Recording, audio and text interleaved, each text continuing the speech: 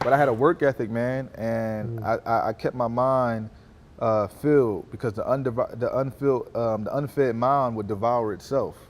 You know what I'm saying? So I kept it filled with just people that look like me, and that's big. And I'm not talking about race, but find somebody that looks like you, maybe a little older than you, that has made that. That kept me grounded, looking at people that look like me, that talk like me, or maybe had some similar experiences to me. I kept them always around, and whether it was YouTube, a book, or something like that, I was inspired by people that resonated with me. And just a quick hint. That's crazy. How I helped a lot of my clients, like I was very renowned when I was used to personal train, I wouldn't just tell a client what I could do. I would show a client that looked like them, and I said, this person did it. And that's why I got so many great results with my clients, is I would show them themselves.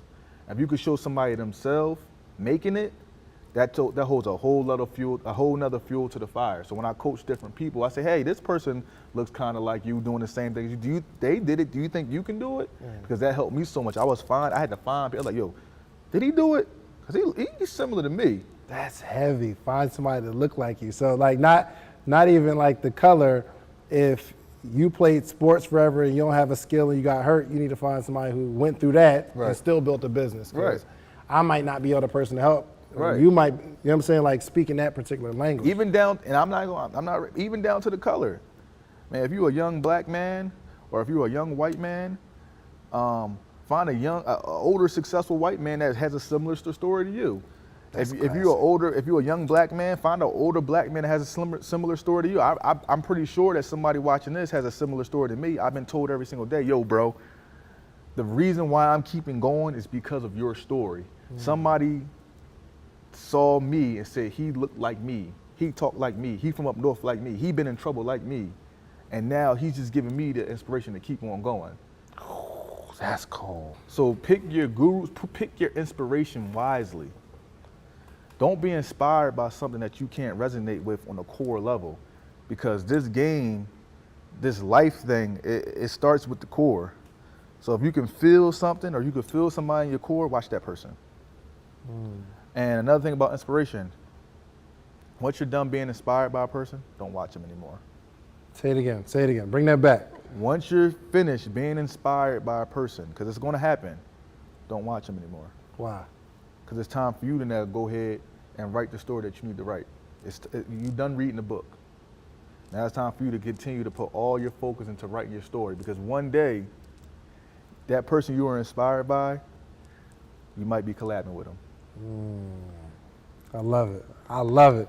Yo, so right now we're in that age, I think you just did a video about it, where you were talking about why people care so much about what other people think. Why is that? Why do people care what other people think? More than ever, we are in a perception-based society. Everything runs off perception. People want to have this cool, this pretty, but they're not willing to look uncomfortable or voice their struggle.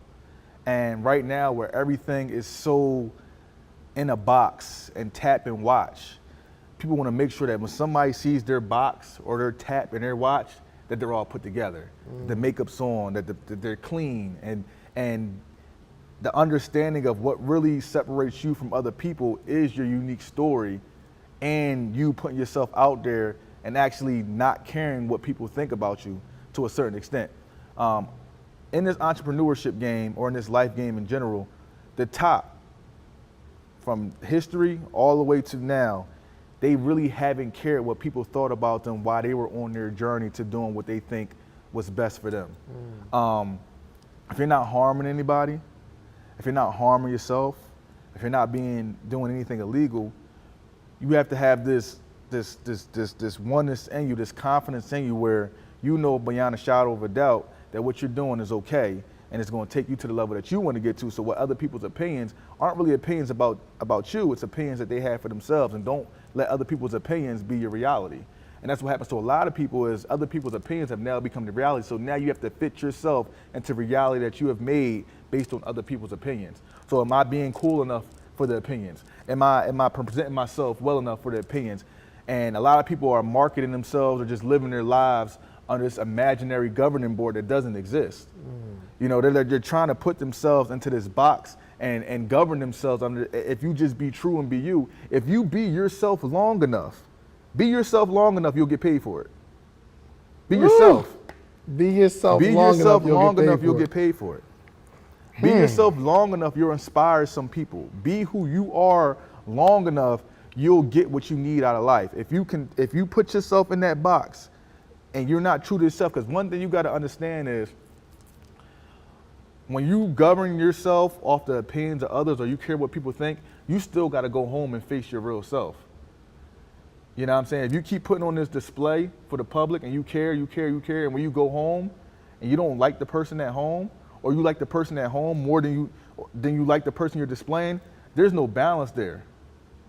You know, it's okay with, you know, playing a role to a certain extent, but if your whole identity is misconstrued based on other people's opinions, you'll never have peace.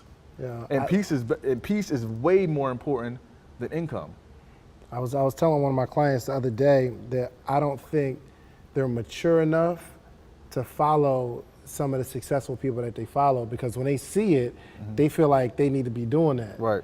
So for somebody that follows you, some people might say, yo, I'm inspired by G. Yo, he used to sleep in his car. He wrote 1 million programs before he got one right. I'm inspired by that. But some people might say, oh man, I've been doing mine 5 years. G been doing his 4. It ain't working. So I told my client, you're not mature enough to follow those people. So you need to unfollow the successful people that when you see it, you feel a certain type of way. And I can't tell you what you're feeling, but you know when you see somebody, like you're a low-key hater on the inside. You hate a little bit, right? So what type of advice would you give somebody who's feeling real insecure when they see success? Right. Feeling insecure when you see success will never make you successful. So I would just give them the advice you said. You got a tunnel vision on your own. And I said this before is, if it comes down, let's use Instagram for example. You need to be on Instagram as if you're the only profile on Instagram and have tunnel vision on what you're doing. Because if you see other things, they're messing with you. Most entrepreneurs' downfall, honestly, is comparison. You know, they see someone doing something and their heart drops. Oh my goodness.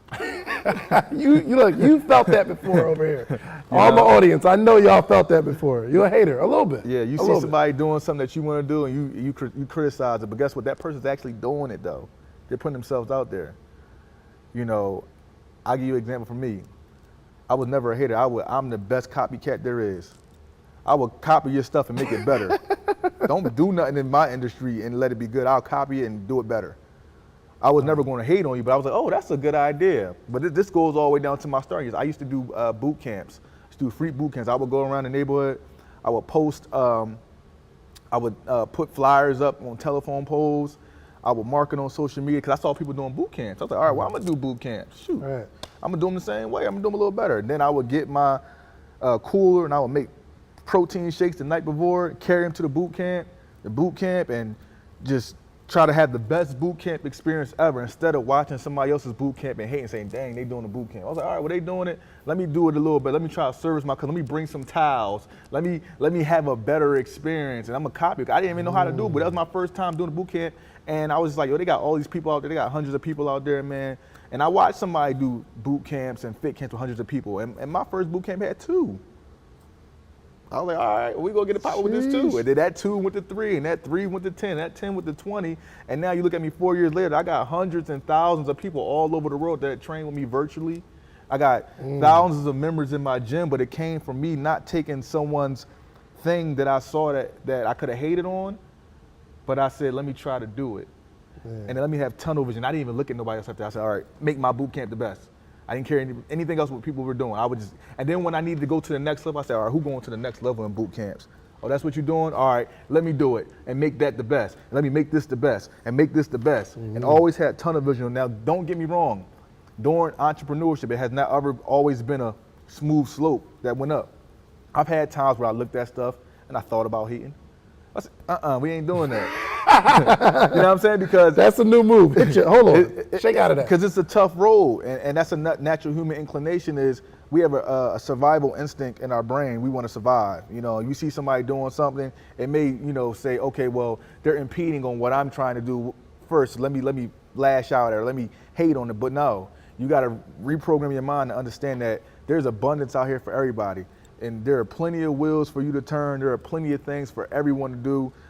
Congratulate others for having success and wait your turn and do the work as you wait your turn. Do the work.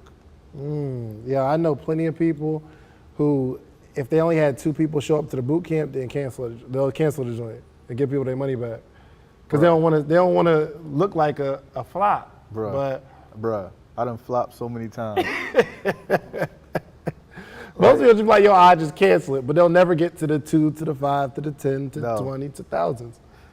Heart beating, waiting for a car to show up. But see, the thing about flopping is if you sit in it, that's what makes you an entrepreneur and a businessman. You got to sit in stuff like that and you learn. You know what I learned from flopping? I learned people skills. I learned different tricks. So let me tell you what I used to do. So at my boot camp, after flopping, I was like, yeah, someone to have a small, more intimate boot camp setting. I didn't really promote that much. So if 2 people came, they didn't expect much. Right. But I said it may get big. I'm not sure how many people are going to show up, but I really didn't promote it that much. I'm really not looking to have more than 5 people. So if 2 people showed up, I already was like, I learned that instead of just being there awkward, like, oh my God, 2 people are here. I'd be like, all right, let me twist this. Right. Hey guys, you know, we're going to get started in about 10 minutes. I'm waiting for a few more people to show up. I wasn't planning on having a big event. I like to keep my settings intimate, you know, so I may have some people show up. I did have someone call me saying they might be bringing a bunch of people with them. Right. So I cover myself both bases. If 2 people showed up, I told y'all it was only gonna be 2 of y'all. And if a big group, I told you I had a group coming, so now we good. You know what I'm saying? Set the camera up right between those 2 people so it gets popping. But I had to learn to sit, and I done had business meetings where nobody showed. I done had to just sit in the lobby and, are they gonna come? You know, and same spill, you know what I'm saying? Same spill, but that's where you learn those things. And those are the things where you gotta be willing to not care what people think about you, not care what your audience or your customers that are coming, oh man, this dude sucks. It's only us 2 out there, where's the energy? No, spin that thing around and keep them and build on that from 2 to 5 to 10 to 20 to the point where you know people coming. Right. I promote a class right now, 12 hours. And 200 people will show up the next day, and I know it. But it started, I wouldn't be able to do that if I didn't accept that too. I gotta ask you something as a strapping young man, you know what I'm saying? As a man, especially in Atlanta, successful, like what is I don't even know how to ask the question really, but how easy is it to get distracted by the lights and the women and the glam and the fans, and how easy is it to be distracted by that? Or does having that female energy in your life push you? Very, very easy to get distracted, especially in the city of Atlanta. There's so much going on. So I'll just give you some backstory on me. You can ask any of my friends while I was grinding and building, what were the chances of them asking me to go out, and what were the chances of me saying yes? They'll probably say they were very, very minimal. Unless it was like bowling or something like that, I did not compromise what I was trying to build. And also, I kept in contact with people that were doing the same thing as me, meaning that weren't compromising as well. So it's very easy. I tell people this city is a gift and a curse. You can be very successful or you can get eaten up. But you got to pick a side. You got to pick what you want. Because a quote that I used to live by, and it was very, very, very simple quote, was all that will be there. Meaning that 4 years ago, there were $2 Tuesdays. Today, there are $2 Tuesdays. Real rap. I love it. Hey, the hookah smoke was on tap 4 years ago. Right. The hookah smoke is still, whatever you call it, is on tap. The coals are burning today. Right. Hey, Gold Room, free before 11, 4 years ago. Gold Room, free before 11 today. Right. You see what I'm saying? And that's what I always had embedded in my mind, that every single step counts. Every single step counts. And you can move fast if you don't miss steps. But people want to miss steps. Oh, you got to break that down, because that was one of the first jewels you ever taught me about missing steps. You got to break that down. People miss steps, man. You can't miss steps, and you can't have 1 foot out in the water and 1 foot in the sand and expect to get wet. Either you want to be wet or you want to be dry. Pick one. You can't. You're gonna get teeter. You can't go like that. Those are the results you're gonna get. So missing steps mean there are some people, there are some places, there are some things that will cause you to miss steps. But what happens when you miss steps is you don't see the effects of you missing steps right away. They usually come to you down the line. So you may think you're doing all you can do and spreading your energy in different ways and doing this and doing that and still working on your business, still working on your life. But what you don't know is you're actually missing steps. Now listen, if you don't want something that bad, then don't mind it. Spread yourself thin, who cares? But if you put in your mind that you want a goal, missing steps is one of the biggest things that will keep you right where you are, because you need those steps to get where you want to go. So case in point, let's say 3 hours a day, you're investing your time into something that you're not really sure about, but it has nothing to do with where you want to go. And you do that for 3 months. And 3 hours a day is what? 90 hours a month, 180 hours, 270 hours. Let's just use it in hours. Imagine if you put those 270 hours into what you wanted to do or what you were trying to accomplish.